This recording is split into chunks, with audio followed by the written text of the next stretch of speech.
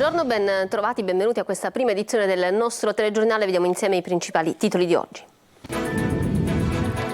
Si continua ad indagare sulla misteriosa sparatoria di ieri nel quartiere di Nesima a Catania, avvenuta all'interno di un condominio di case popolari. Uno dei due feriti è in fin di vita.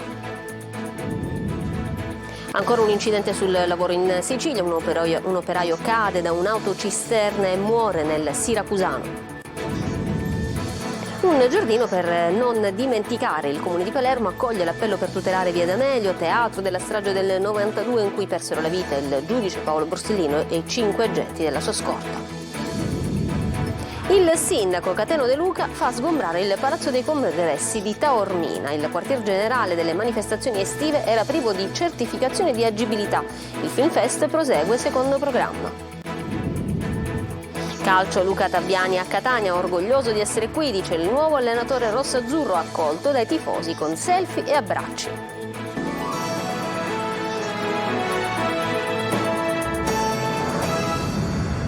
Bentrovati. Si continua ad indagare a Catania sulla sparatoria avvenuta ieri in un condominio di case popolari a Nesima. Ci sono 2 feriti, un uomo volato giù dal balcone del secondo piano e un altro uomo trovato all'interno di un appartamento con un colpo di pistola alla testa. Quest'ultimo si trova in condizioni disperate, tutte da chiarire, ancora causa e dinamica dell'accaduto. Luca Ciliberti. Quando sono uscita mio marito mi ha tirato entra, perché poi ho visto che era un solo boato? Sì, ma un boato che pensavo perché eravamo a tavola con 3 c'era mia nipote delle gemelli, c'era un macello a casa mia. Restano al momento un mistero la dinamica e il movente della sparatoria avvenuto intorno alle 13 nel quartiere Nesima di Catania in via Santo Cantone nelle palazzine di edilizia popolare a pochi passi da piazza San Pio X. Il bilancio è di 2 feriti gravi, un italiano di 43 anni e un cittadino di origine albanesi di 27 anni. Il primo è in fin di vita, ricoverato nel pronto soccorso dell'ospedale Garibaldi Centro, l'altro ferito si trova ricoverato nel policlinico di Catania, ma non sarebbe in pericolo di vita. La sparatoria si è verificata al secondo piano di uno stabile di proprietà dell'IACP di Catania. Secondo una prima ricostruzione, la polizia, intervenuta sul posto dopo la segnalazione di un vicino di casa, avrebbe trovato il 27enne riverso sulla veranda dell'appartamento al piano terra, apparentemente con ferite da cadute. L'uomo sarebbe precipitato dal balcone del secondo piano che presentava danni alla ringhiera, come se vi fosse stato aggrappato prima di cadere. Ma dopo l'intervento del 118 si è scoperto che era stato ferito anche con un colpo di pistola al collo. Salendo in casa, poi, gli agenti delle volanti hanno trovato il 42enne a terra in una pozza di sangue con una ferita d'arma da fuoco alla testa. Dalle indagini si sta cercando di accertare il motivo della presenza dei due nella casa e che cosa sia successo. Dalle prime indiscrezioni pare che la discussione sia scaturita dall'occupazione abusiva dell'immobile e che potrebbe essere degenerata e culminata con una sparatoria. Sul posto è stata recuperata una pistola. Gli investigatori hanno comunque spiegato che non si tratta dell'unica pista che si sta seguendo. I poliziotti sono sulle tracce del proprietario della casa partendo dal nome sul citofono che non è di nessuno dei 2 feriti. Le squadre dei falchi hanno immediatamente battuto la zona per cercare tracce che potrebbero aprire ad altre ipotesi. Non si esclude infatti che sulla scena del crimine possa essere stata presente anche una terza persona. Non è ancora chiaro se uno dei 2 feriti sia precipitato dal balcone perché spinto, perché ferito o perché abbia cercato di sfuggire al fuoco dell'uomo che gli stava sparando. Per i rilievi e per le indagini è intervenuto il personale della squadra mobile della Questura di Catania e gli agenti della Polizia Scientifica coordinati dalla dirigente Cristina Fatuzzo. L'inchiesta è coordinata invece dalla PM Martina Bonfiglio. Ennesimo incidente sul lavoro in Sicilia. Un operaio catanese è morto mentre scaricava materiale da un'autocisterna in un'azienda del Siracusano. Per Carmelo Musumeci, 59 anni, non c'è stato nulla da fare. Francesco Loi. Sembrava una giornata come le altre, ma così non è stato. Carmelo Musumeci, 59 anni, originario di Catania, ha perso la vita mentre era al lavoro. Tutto è accaduto in un'azienda che produce premiscelati per l'edilizia a Melilli, all'altezza dello svincolo per Sortino. Lui lavorava per una ditta esterna, era lì con la sua autocisterna per scaricare del materiale. Ad un tratto l'ha caduta dal mezzo battendo il capo. Un malore, un piede messo male. Per saperlo bisognerà attendere l'esito dell'esame autoptico disposto dalla Procura di Siracusa. Troppe sono le vittime sul lavoro nella nostra regione e le cause sono sempre le stesse: lavoro precario, sfruttato, sottopagato, il fatto che siano completamente smantellato il sistema dei controlli, il fatto che non vi siano ispettori, il fatto che non si investa nella formazione, il fatto che non si investa nelle dotazioni di protezione individuale. Tutto questo non è accettabile. All'arrivo dei soccorsi per Carmelo non c'era più nulla da fare. Adesso il suo corpo si trova all'obitorio del Policlinico di Catania. I carabinieri di Augusta intanto continuano le indagini per chiarire l'esatta dinamica dell'incidente, l'ennesimo sul posto di lavoro. I sindacati dicono basta, sono pronti a scendere in campo. Chiediamo immediatamente alle istituzioni, alla Regione innanzitutto, all'Ispettorato del Lavoro di non restare inerme. Per questo noi nelle prossime giornate, assieme a CISL e UIL, proveremo a mettere in campo quelle iniziative affinché la Regione siciliana finalmente non si volti dall'altro lato, finalmente dia le risposte. Svolta nella gestione delle risorse idriche nell'isola. La Giunta regionale ha approvato il disegno di legge sulla riforma dei consorzi di bonifica che passeranno da 13 a 4. Le novità nel servizio di Roberto Lunghi, che ha intervistato l'assessore all'agricoltura Luca Sammartino.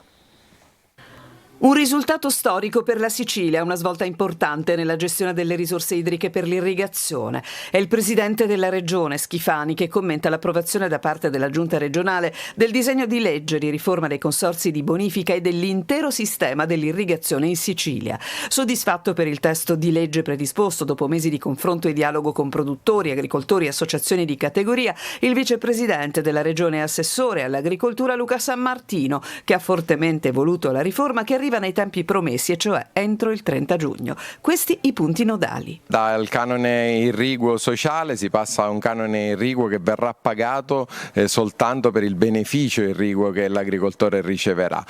Oggi i consorzi di bonifica passeranno da 13 a 4 consorzi che verranno ridisegnati grazie alla riforma in base a quello che è il bacino idrografico. Seguiamo il corso dell'acqua, ma soprattutto incanaliamo l'acqua affinché nelle nostre aree di sviluppo rurale possa arrivare in maniera garantita agli agricoltori. Immancabile poi l'innovazione strutturale, perché con la siccità imperante il risparmio della risorsa idrica diventa essenziale e realizzabile con la modernizzazione delle reti. Le reti che verranno garantite da parte del governo regionale come piano degli investimenti, reti che verranno finanziate grazie ai progetti del PNNR e del Fondo di Sviluppo e Coesione, sul quale il governo lavora in maniera attenta e il mio assessorato per garantire in tempi celeri nuove infrastrutturazioni irrigue. Un plauso per la concezione della riforma arriva da Coldiretti. Felici del fatto che comunque dopo quasi 30 anni si passa a una gestione normale dei consorzi di bonifica. Finalmente vedo una logica, perché tutto nasce dai bacini di accumulo, che in questo caso non solo riusciranno a distribuire l'acqua, ma soprattutto riusciranno a essere interconnessi nei momenti in cui avremo della penuria di acqua. Nei 4 nuovi consorzi che copriranno le 9 province dell'isola saranno i consorziati a eleggere 3 componenti su 4 del Consiglio d'amministrazione, mentre la Regione designerà un solo componente e assumerà le funzioni di vigilanza e coordinamento. Toccherà adesso all'ARS la decisione sull'approvazione del disegno di legge. Non più solo un albero d'ulivo, ma un intero giardino per ricordare la strage di Via D'Amelio e la morte di Paolo Borsellino e gli agenti della sua scorta. A Palermo sono state raccolte 100.000 firme per realizzare il giardino della memoria. Il Comune ha approvato l'iter per tutelare l'intera area. Sentiamo Marco Gullà. Un giardino della memoria in Via D'Amelio, la strada dove quasi 31 anni fa, il 19 luglio del 1992, furono uccisi il giudice Paolo Borsellino e i 5 agenti della sua scorta.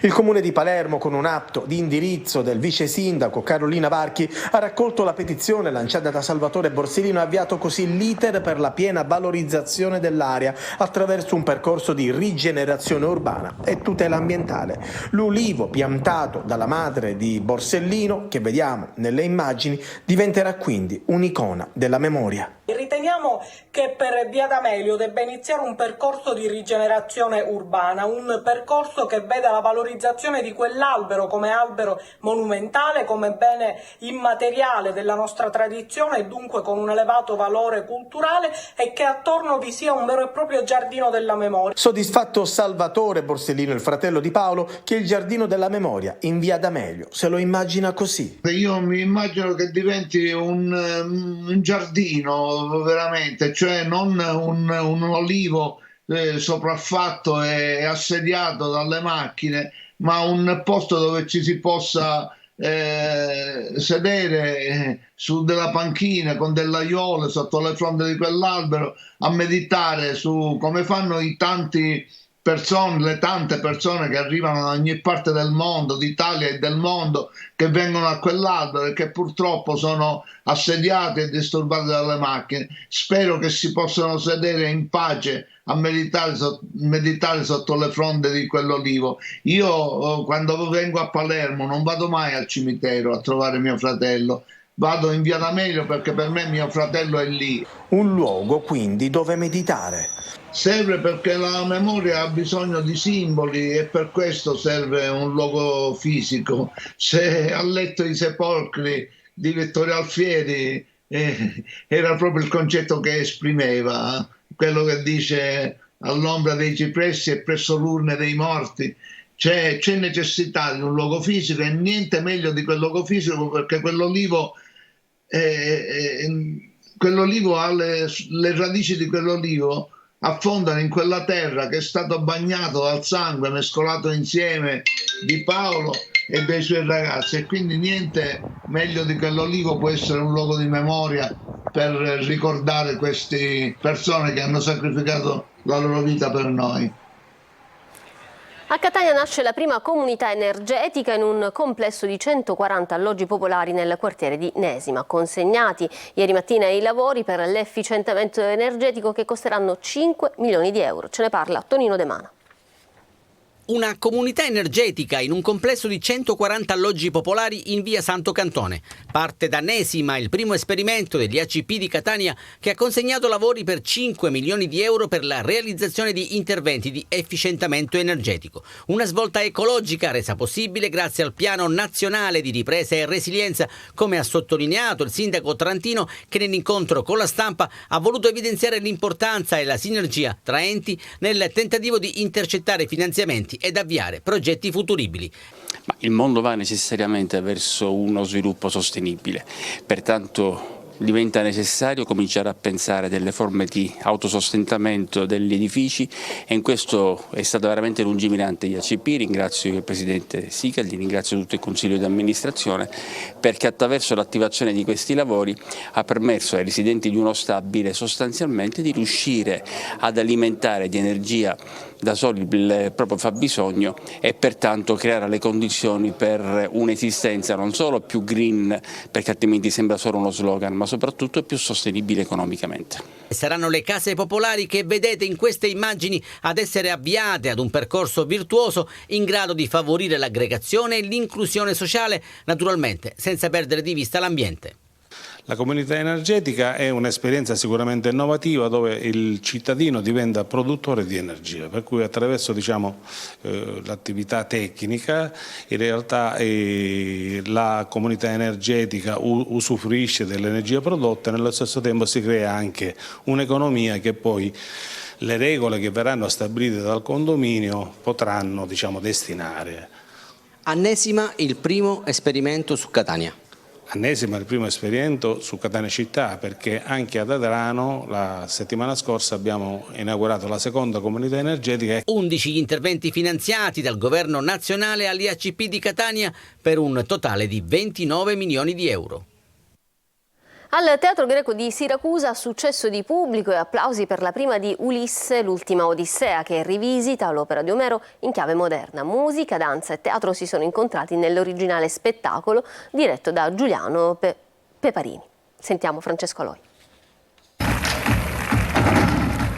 Il mito di Ulisse sbarca al Teatro Greco di Siracusa. Nella cavea si avverte tanta curiosità per uno spettacolo che sa di novità. È una grande emozione il Teatro di Siracusa e poter assaporare l'Odissea di Omero. Un'unione di forze per un viaggio in un classico meraviglioso. Giuseppe Sartori e Odisseo, ancora lontano da Itaca, rimane bloccato qui, nel terminal di un aeroporto. Dentro al Teatro Greco, sopra l'ala di un aeroporto, con una grande sala d'attesa e un finestrone che sembra l'aeroporto di Barcellona o di Monaco. Il suo racconto fa materializzare quanto vissuto, i suoi ricordi rivivono così. Il contesto sarà pure moderno, ma le parole sono quelle di allora, ma l'uomo è piuttosto rimasto lo stesso, al di là della tecnologia.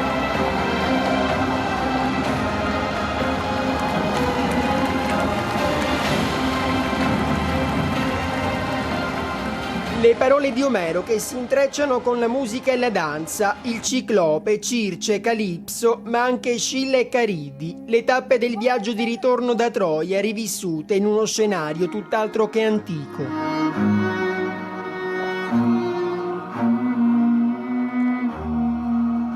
Un'opera trasversale e accessibile a tutti, il regista definisce così Ulisse l'ultima Odissea. Per assistere allo spettacolo c'è tempo fino a domenica, poi sarà tournée.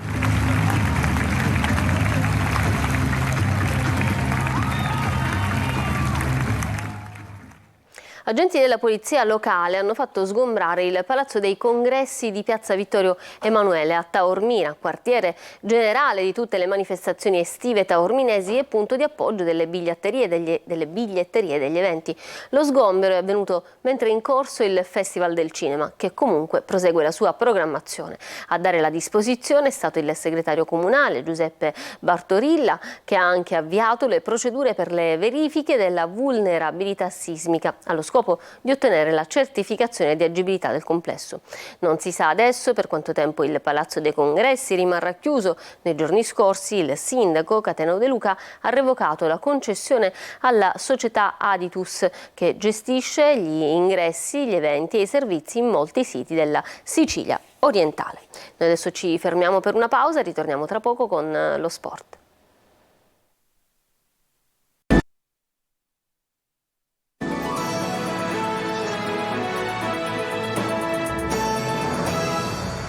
Il neoallenatore del Catania, Luca Tabbiani, è arrivato in città. Sentiamo le prime dichiarazioni del tecnico proveniente dal Fiorenzuola che guiderà i rossazzurri nel prossimo campionato di Serie C. Angelo Gagliano. Foto, abbracci e tanti sorrisi. Luca Tabbiani, neoallenatore rossoazzurro, è in città per gettare le basi del nuovo Catania. Emozionato per l'accoglienza, il tecnico ligure, nelle sue prime dichiarazioni rilasciate alla pagina Facebook del club etneo, si dice orgoglioso della scelta fatta. Si percepisce appena si arriva la passione che hanno i catanesi nei confronti del Catania, quindi è un grande orgoglio essere qua. Tutti quelli al quale ho detto vada a Catania, la prima risposta è una città bellissima, una città stupenda, quindi sono curioso di vederla. Forza Catania!